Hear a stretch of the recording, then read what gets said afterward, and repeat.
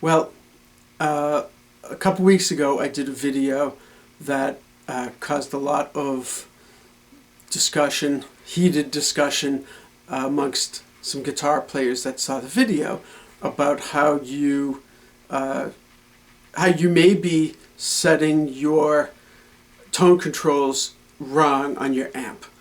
And it was just a way that a lot of people follow, and I gave the rationale as to why a lot of people follow that idea in the video. But people were really triggered, it seemed, by it. A lot of people tried it and were like, wow, that changed my whole amp life. But there were some people that were pretty triggered. So, and all I did was just offer a thought, an idea on how you could set your tone controls and to try it and see if it worked. So I'm going to kind of double down on that and go with another thing that I'm going to double down, like I said, and it's actually wrong. It's flat out wrong. Everybody follows, when they do a guitar setup, everybody follows Train, Train. And a week or so ago on some forum, somebody asked about intonating a guitar, or no, setting up a guitar. And I said, well, here's what you're going to want to do, this. And then somebody, a few people, jumped right on me and said, you have to do it in this order. Train, Train, and blah, blah, blah. And if you don't, you're just going to be going back and forth forever, and you're never going to get it done, and you have to, rah. So I thought about it, and I'm like, no, that's totally wrong. First off, if you're going to set up your instrument, do your research and all of that. But do whatever works for you, okay? I know that I tend to like slightly higher action than most people like.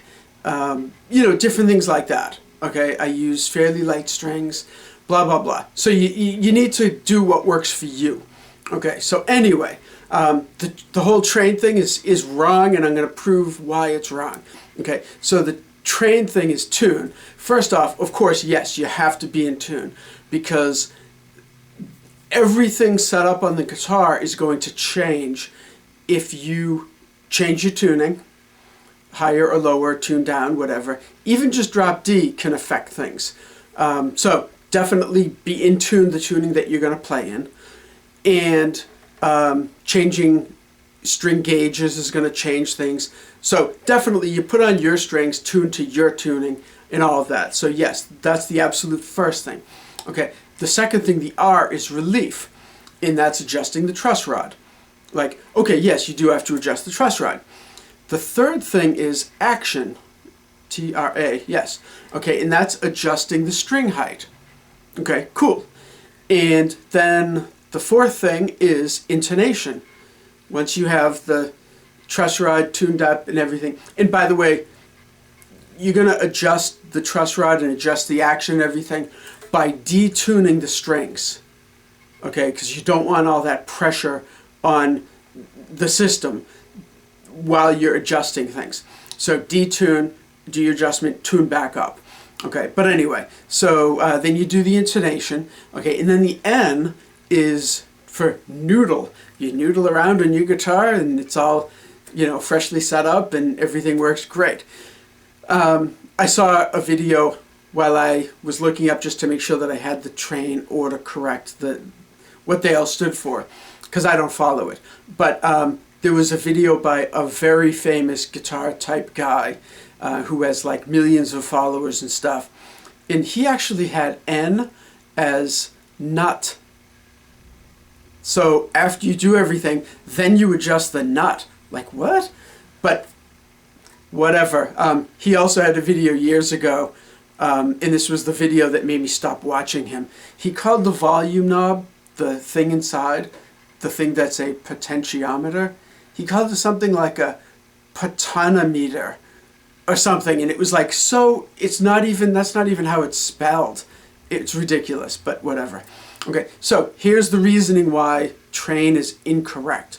Okay, so everything you're doing is dependent on everything else. okay? If you have higher action, physics, okay, is going to take effect because the strings want to pull the neck this way, okay? So if the strings are higher up, they're going to have more leverage, more pulling force on the neck and pull the neck more. So you need to adjust the truss rod to compensate for that. If you have lower action, most of the force is now going to be a compressive force on the neck this way and much less pulling the neck. So that affects things. Okay? Then, you know, right there, so you need to adjust the truss rod, then you need to adjust the action. Okay? Then, when all is said and done, I usually have to go back and check the truss rod again. A lot of times you don't. I have a couple guitars that I haven't touched the truss rod in years, and it plays great. Okay, but you're going to have to adjust all these things back and forth, and that's how I go. I go back and forth, not in an order, and then once you've done the order, you're done. It's wrong.